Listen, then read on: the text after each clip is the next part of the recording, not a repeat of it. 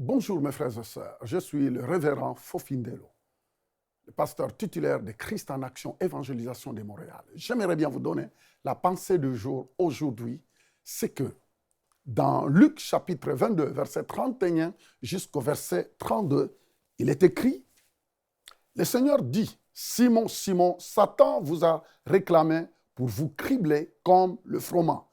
Mais j'ai prié pour toi afin que ta foi ne défaille point. La parole de Dieu nous dit ceci.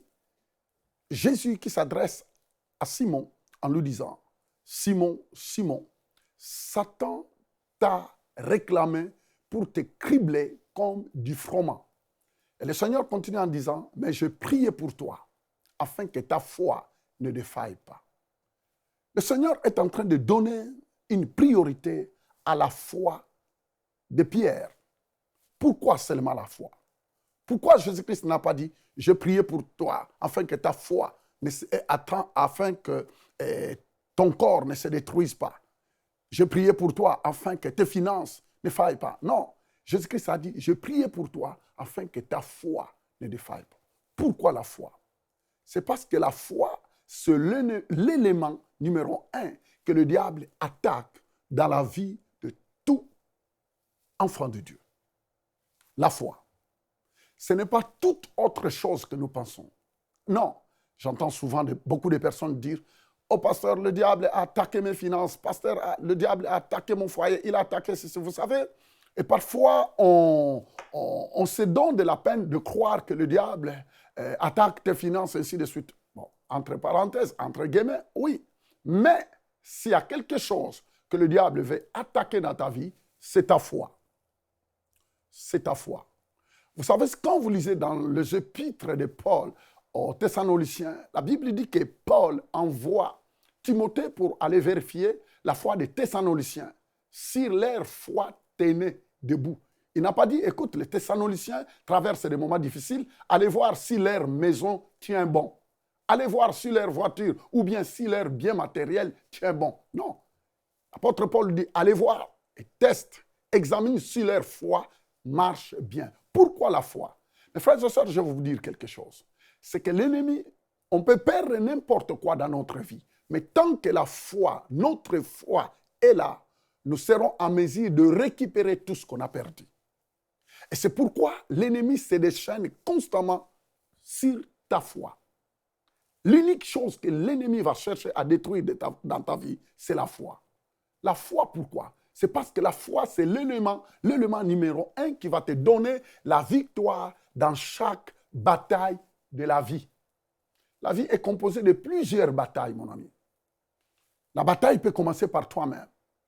La bataille peut venir parfois de ta famille, de ton foyer, de plusieurs domaines, de tes études, de tes affaires, ainsi de suite là. Mais est-il que, quand la foi est là, la Bible dit que la foi nous aide à remporter de victoires. La Bible dit, dans 1 Jean, chapitre 5, verset 4, la Bible nous dit ceci. La Bible dit qu'un enfant de Dieu est appelé à vivre une vie de victoire. Nous sommes appelés, la Bible dit que tous ceux qui sont nés de Dieu triomphent. Tous ceux qui sont nés de Dieu triomphent. Tous ceux qui acceptent Jésus comme Seigneur et Sauveur, ils sont appelés dans un domaine de triomphe. Nous sommes appelés à triompher. Mais la parole de Dieu aussi ajoute que l'élément qui nous aide à triompher, c'est notre foi. C'est la foi qui t'aidera à triompher dans chaque domaine de ta vie. Quand on parle de triomphe, ça veut dire remporter des victoires, quels que soient les ouragans, quelles que soient les tempêtes qui viendront dans ta vie.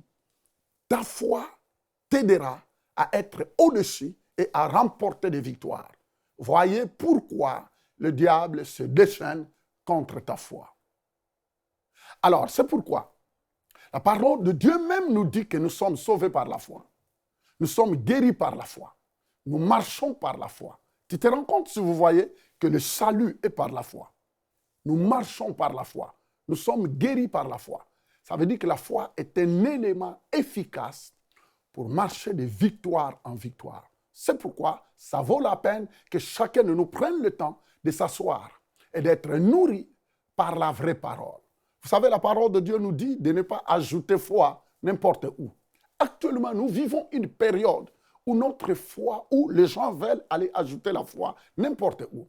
Mais vous savez que toute nourriture n'est pas agréable pour notre santé. Mais alors que ça s'appelle la nourriture. Toute nourriture n'est pas bonne pour notre santé. C'est pourquoi il faut savoir quel type de nourriture que tu manges. Et c'est exactement, même dans la parole de Dieu. Vous savez, tout est parole. Mais l'enseignement que vous recevez va déterminer le niveau de la foi. Et même le lieu auquel tu reçois la parole de Dieu va déterminer le niveau de ta foi. C'est pourquoi veille sur ta foi. Nourris-toi par la vraie parole. C'est la foi qui va déterminer où tu iras avec le Seigneur. Et c'est pourquoi j'invite chaque personne qui est en train de suivre cette pensée du jour à considérer sa vie de foi. Souvent, nous sommes ballottés par toutes sortes de distractions. Nous passons beaucoup de moments parfois à suivre des émissions, parfois qui n'apportent rien. Pourquoi ne pas nourrir ta foi? La Bible dit que l'homme ne vivra pas du pain seulement, mais de toute parole qui sortent de la bouche de Dieu. Prenez le temps de vous asseoir et de bien vous nourrir afin que ta foi soit au sommet. La foi qui est une ferme assurance des choses qu'on espère, une démonstration de celles qu'on ne voit pas. La foi qui est tout simplement la confiance absolue dans ce que Dieu dit. Et vous savez, ce que Dieu dit est vrai.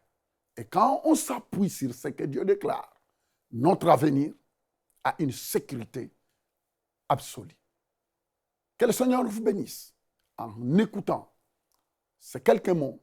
J'en suis sûr et certain que ta foi montera à un autre niveau et que la puissance de Dieu va te guider partout où tu seras.